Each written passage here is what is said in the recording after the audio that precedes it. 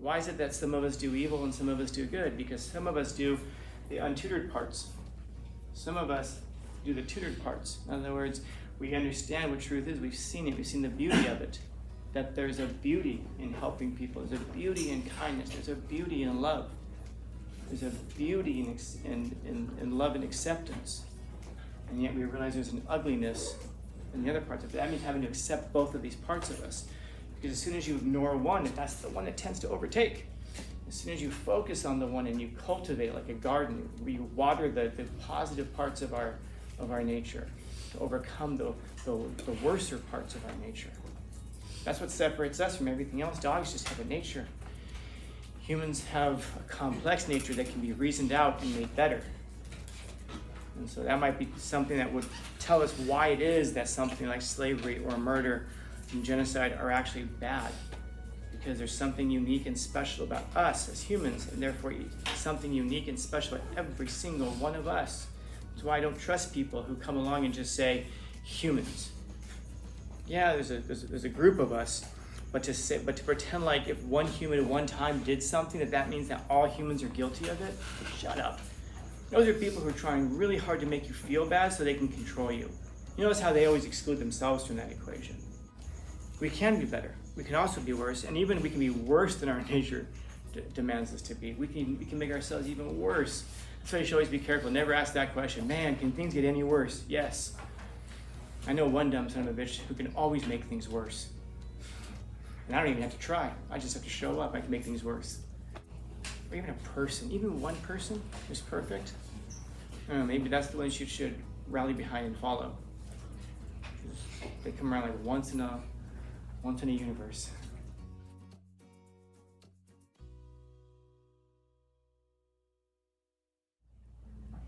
And what happens if you have a lot of loyalty to a person and it turns out that they were screwing you over the entire time, and yet you defended them and you protect them, you made excuses for them? That's when you question everything. Yeah. That's what it is, because now you have to admit that you were wrong. Admitting you're wrong is not, it is a pride thing, of course, but it's deeper than that. You base your whole worldview on that. And I think it was in this class last week that we were talking about like the Charlie Kirk thing, and he said it was okay for kids to die as long as you had a Second Amendment. Was it this class I read his actual statement? Yeah. And all of a sudden, look at that now. And then at that point, it's a really good point, by the way. Whether you agree with him or not is immaterial to me. But I wonder, and you have to verify this with yourself, what did your mind start doing at that point? Did your mind start trying to do gymnastics to say, well, yeah, because he said, and now you have to try to bend it to meet your preconceived ideas? Or did you hear it and go, let me process it? Or did you hear it and say, wow, he didn't say anything like that? In other words, what stages did your mind go through when you heard something like that? Because, for example, I'm thinking of this girl I knew long time ago. As I was in Los Angeles, she worked at a pizza place. She was actually the friend of another girl back then. And again, I wasn't really political. I didn't really care much about politics, which was interesting because my degree, one of my degrees, my philosophy degree, I have a specialization in political, moral, and ethical theories, which means I have a specialization in political theory. I just wasn't interested in politics. I was interested in the theories behind it. So this girl was talking about how much she absolutely hated George Bush. This is back when he was president, so quite a while ago. And she just railed constantly. She'd even go off to customers. She didn't care. She's like, I hate that. Why do you hate him so much? And she explained that she was on welfare. And she had, I can't remember if it was 1 or 2 kids, but she had kid or kids, whatever it was. And she was a single mom, and she was saying that George Bush signed legislation to end welfare. So now she wasn't going to have welfare, and here she was working this minimum wage job, and he was okay with her children starving, and she just blah blah. I asked her, okay, look, besides that, she's like, what do you mean besides that? Me and my kids might starve because of him, because of what he did. I said, yeah, but there's got to be. Is there something else? Any other reason to hate him? She said, no, that's all I need. And so I said to her, okay, because George Bush isn't the one who signed that legislation. It was Bill Clinton. He's the one who ended the welfare thing. In other words, he signed it before he left office, but it was supposed to be phasing out welfare. So by the time she was there, like whatever it was, 3 years later, 4 years later, that's when it was supposed to be ending. And it wasn't ending. It was you had to do certain things in order to continue the benefits. So she quite clearly said the only reason she hated him was because he ended welfare benefits. I showed it to her where it said he didn't end them. Bill Clinton did. And she said, I don't care. I hate him anyway. So I wish I could say that that was a unique thing for me, but it wasn't. I remember I had a professor at the time, actually a friend of mine. He's still a friend of mine. If any of you are on my, I don't know if any of you are on my Instagram, but if you scroll down, you see a picture of me with a friend of mine that says a teacher and his teacher. And there's like 3 people in my life who I consider to be my teachers. And this guy's one of them. His name is Dr. Brown. And there was this letter at the time that was written about George Bush. It was written by the guy who owns Ben and Jerry's ice cream, if you remember. Yeah, I think it was Jerry Cohen, I think his name is. And he wrote this open letter. He published it in the New York Times and just thrashed him. And again, I wasn't political at all. But I was curious, so I researched all the stuff that he was saying in there, and it turned out to be mostly not true. So I went to he was a former professor of mine, but we were friends at that point. And I just said, Dr. Brown, it's not true. And he looked at me and he said, what do you mean it's not true? So I showed it, and I was like alarmed by this. I'm like, how come people are saying these things? And it's so, I mean, here I was like 19, 20 years old, and I was able to discover that this stuff wasn't true. So Brown looks at me and he says, Stephen, it doesn't matter if it's true. He's evil. I mean, the president. I said, okay, well, why is he evil? Because if these are the reasons that he's evil, and these reasons are not true, it sounds like he's not true. And he looks at me and he goes, are you a George Bush supporter? And I said, no, I don't really care about politics. And he goes, then why does it matter to you? And I said, because I'm a philosopher. Truth matters to me. And he shakes his head and he goes, then here's what's true, and here's all you need to know. He's evil. That was the end of the conversation. Why is he one of my teachers? Because he taught me some really important things. We disagree on like 95% of the world. But after we get done disagreeing, actually while we're disagreeing, we're eating breakfast or lunch or something like that together. He's a really interesting dude, man. I wish I could get him to come here and talk to you guys. He's like, he's gotta be close to 90 right now, but he's living in Arizona. But I asked him if you ever come through San Diego, man, I'd love for you to come and talk to my students, because this guy, he was there. Like he was there. He knows, he was around all these people. It'd be great to talk to you. But it was an important lesson because I kind of realized like people get so married to their views that if you're confronted with clear and obvious evidence to the contrary, it means you have to reorganize your whole worldview. Wait a second, am I on the wrong side? There's this skit. I can't remember which TV show it was, but you can find this on YouTube. It's a British show, and there are these 2 guys, and they're dressed up. It's during World War II, so they're dressed up like SS, Gestapo, the Nazi SS. And one of them finally says to the other one, he goes, did you ever think about, are we the baddies? And he's like, what do you mean? He's like, well, for example, we have skulls on our hats. Do the good guys usually wear skulls on their hats? And he's like, it's just a fashion thing. And he's going over all the stuff that they're doing. And he's like, I don't know, doesn't it feel like maybe we're the bad guys here? We're doing the wrong thing? And the guy's just making all these excuses where he just can't accept it, but you can see where he's just never really thought about it before. Obviously, you're standing there on the front lines of a war. You've just killed and murdered a bunch of people, and you suddenly have to start to justify why you're doing the things that you're doing.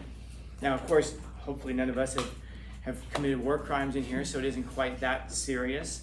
But start to think about the way that you see the world and how so much of what we're informed by are for example, little clips, reels, which will just say something and not give us evidence, not give us examples, not give us the opportunity or the links to go find these sorts of things. It's just reel on top of reel on top of reel, but no substance. And yeah, this happens a lot. And it doesn't really matter. We tend to think of both political sides. No, it's all political sides. There aren't just 2 of them. There's a lot of them. But this is where we derive our ideas. And if you're wondering, well, why does any of this matter? Because everything that you do in the world, everything that you support in the world, you even just, for example, look at what just happened with Charlie Kirk. Either the guy was not even either, I guess there's 3 options. One, the guy was a hateful, spiteful, bigoted, xenophobic, homophobic, sexist, whatever, fill in all the blanks. So if that's true, then I guess there's two options. Does that still mean he needs to be shot and killed? Does that still mean, and by the way, it doesn't do when you say, well, he should have happened, but you're endorsing it. You're celebrating it. If there's a big button there, you're celebrating. Or do you sit there and say, but whatever, let him talk, because the more he talks, the more he exposes himself. Or it's the truth that none of that is true, and that an innocent man was murdered in front of us and millions of people celebrated this. One of those three things is happening there. And so why does it matter? Because you either endorse the murder of an innocent man, in which case you lose a lot of credibility. It's kind of tough to start going out in the streets and arguing for justice for anything at that point. Or you supported a person who held those kinds of views. Was probably the best thing for most people to do. I don't know, man. So maybe I shouldn't get involved in it. Or maybe I should find out, because if someone was murdered for those kinds of views, my goodness, that means that other views may never be shared. The trajectory, you look at someone like Martin Luther King Jr. and this dude was murdered. I don't know. Sometimes you just wonder, what would the world look like if he wasn't murdered? I think we talked about last time, right? What happens if you try to change the world? Yeah. And something for some reason struck me. I don't remember if it was in this period, but another period it came up again, and it got me thinking about it. Like, all of the guys that we talked about are people who did it for peace. In other words, like Malcolm X, I think I mentioned last time, hated, maybe I didn't mention it. Yeah, you did. He haven't changed. Yeah, and that guy just hated Whitey, and all of a sudden he changes. And as soon as he changes, he has to die. Martin Luther King Jr., he was pushing peace all along, and so he had to die. It almost seems like the people who push for peace are the ones who seem to have to die. And so it's just kind of worth thinking about, because it affects the direction of the world, and especially if any of you guys want to have kids someday, it's the world that your kids are going to come into. What kind of a world do you want to have them come into? Do you want your kids, when they come to you, to ask you someday, like, hey, were you around when this happened? What were you thinking back then? What was going on? And so people say, like, I guess I'll leave it at that. So in other words, just because a group did, just because that's in the past, doesn't mean therefore your whole system, because otherwise there'd be no system at all, which, by the way, is what some people do want. They want to cause that kind of contradiction in your head to make you hate the group that you're part of. And that's the other extreme that you can be part of. You can be so blinded that you justify anything. You can also be so blinded that you want to tear down everything. But there are these two competing forces in the universe, truth and then everything else. Can you deal with the truth of where you come from? Like, for example, we talked about, like, what's the greatest country in the world? We say, like, people will say, not the U.S. Why? Because of slavery. And we'll scratch our chin. Okay, name a country that didn't have slavery. Slavery is not the exception to the rule. Slavery is the rule of human existence. And that's the thing that we have to deal with as humans. What is it about us that we feel like we can just go around and start putting people in chains? What the hell is that all about? Why have we been doing it since literally before time immemorial? Why is it that the inclinations of our heart are always towards oppression and murder and slavery and all the worst aspects of humanity? It's a part of our nature. Yeah, exactly. That's the part of our nature. And guess what? As far as I know, I haven't looked at everybody's records yet, but I believe everybody in here is human. Which means that we all, as Marcus Aurelius says, we all share a nature. Why is it that some of us do evil and some of us do good? Because some of us do the untutored parts. Some of us do the tutored parts. In other words, we understand what truth is. We've seen it. We've seen the beauty of it. That there's a beauty in helping people. There's a beauty in kindness. There's a beauty in love. There's a beauty in love and acceptance. And yet we realize there's an ugliness in the other parts of it. That means having to accept both of these parts of us. Because as soon as you ignore one, that's the one that tends to overtake. As soon as you focus on the one and you cultivate like a garden, where you water the positive parts of our nature to overcome the worser parts of our nature. That's what separates us from everything else. Dogs just have a nature. Humans have a complex nature that can be reasoned out and made better. And so that might be something that would tell us why it is that something like slavery or murder and genocide are actually bad. because there's something unique and special about us as humans, and therefore something unique and special about every single one of us. That's why I don't trust people who come along and just say humans. Yeah, there's a group of us, but to pretend like if one human at one time did something that means that all humans are guilty of it, shut up. Those are people who are trying really hard to make you feel bad so they can control you. You notice how they always exclude themselves from that equation.